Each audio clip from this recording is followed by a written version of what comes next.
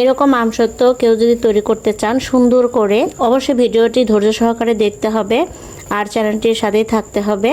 এই যে দেখুন হাতের উপর নিয়েছি, অনেক সুন্দর দেখাচ্ছে। এই আমসত্ত্বটা কিন্তু অনেক মিষ্টি হয় আর খেতেও কিন্তু ভীষণ মজার হয়। তো এরকম আমসত্ত্বটা আমি কিভাবে তৈরি করেছি আমার ভিডিওটির সাথে থাকতে হবে, ভিডিওটি দেখতে হবে। তাহলে চলুন আমসত্ত্বটি আমি কিভাবে তৈরি করেছি দেখিয়ে দিচ্ছি।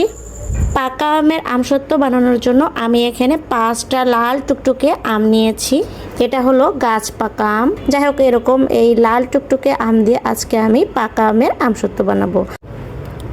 যেহেতু এই আমগুলো নরম তুলতুলে পাকা না, সেক্ষেত্রে আমি এই আমগুলো কেটে নিচ্ছি। কেটে আমগুলো আমি বের করে নিচ্ছি।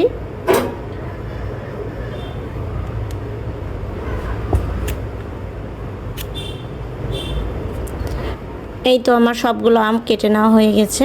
এখন আমি এই হাত দিয়ে এই আমগুলোকে ছেনে নিব। আমটা কিন্তু একদম এই দেখেন রস বের হচ্ছে।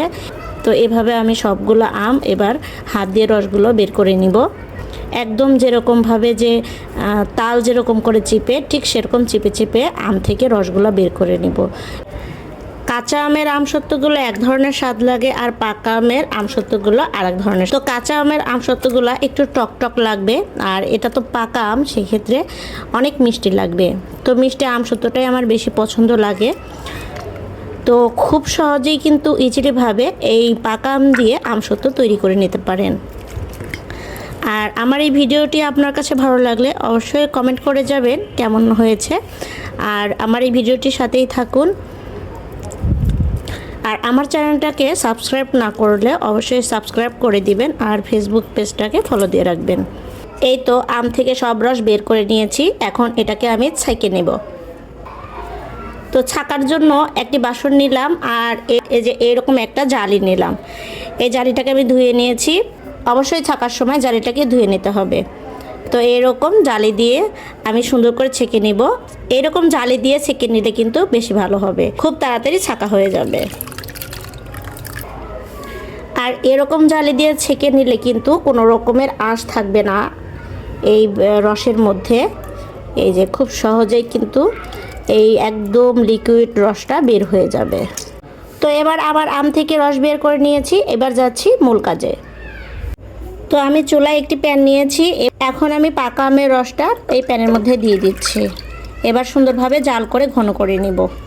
আমসত্ত্বর মধ্যে একটু স্বাদ বাড়ানোর জন্য 1 চিমটি খানেক লবণ দিয়ে দিচ্ছি। আমি আবারও বলছি, একদম সহজভাবে কিন্তু পাকা আমের আমসত্ত্বটা তৈরি করছি। আমি কিন্তু এই পাকা আমের রসটাকে একদম জাল করে ঘন করে নিব। যেহেতু পাকা আমের আমসত্ত্ব তৈরি করছি, সেক্ষেত্রে কিন্তু আমি এই আমসত্ত্বর মধ্যে কোনো রকমের মশলা জাতীয় কোনো কিছু দিব না। তো এবার পাকা আমের রসটা অনেকটাই শুকিয়ে আসলে এই যে আমি এখানে 1 কাপ পরিমাণ চিনি দিয়ে দিচ্ছি। তো এই যে দিয়ে দিচ্ছি।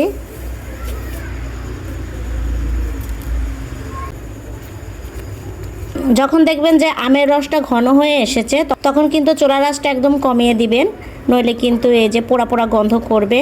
তো চুলার আঁচটা কমিয়ে দিয়ে কিন্তু এই আমসত্ত্বটা তৈরি করে নিতে হবে একদম ধৈর্য সহকারে। এই যে বাবলটা কিন্তু অনেক বড় বড় হচ্ছে, তার মানে অনেকটাই ঘন হয়ে এসেছে। তো আমসত্ত্বটি যে পাত্রে আমি ঢালবো এইরকম স্টিলের পাত্র নিয়েছি। তো আমি প্লেটের উপরে একটুখানি সয়াবিন তেল দিয়ে দিচ্ছি।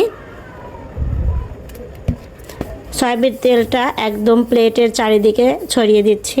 এবার আমি প্লেটে দিয়ে দিচ্ছি।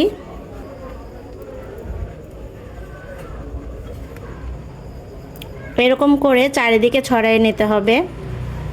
এই তো আমসত্ত্বটা কিন্তু আমি প্লেটে নিয়ে নিয়েছি আর এরকম করে কি প্লেটের চারিদিকে আমি ছড়িয়ে নিয়েছি। তো আমি 1 রোদ দিব, তারপরে এই আমসত্ত্বটা পরিবেশন করব। এই তো আমার আমসত্ত্বটা হয়ে গেছে।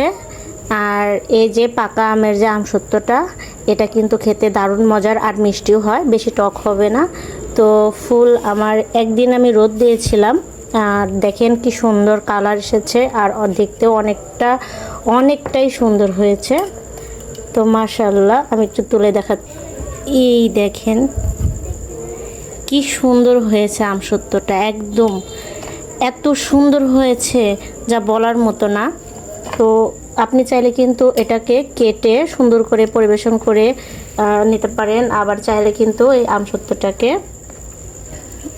এভাবেও রাখতে পারেন। তো আমি এটাকে কাটবো না, এরকম করে রেখে দিব। দেখেন এই যে এত সুন্দর আমসত্ত্বটা হয়েছে, আমি এই যে দেখাচ্ছি, অনেক সুন্দর হয়েছে। যেমন করা যাচ্ছে তেমনই কিন্তু সেই আমসত্ত্বটা হচ্ছে, কিছুই নষ্টও হচ্ছে না। তো মাশাআল্লাহ।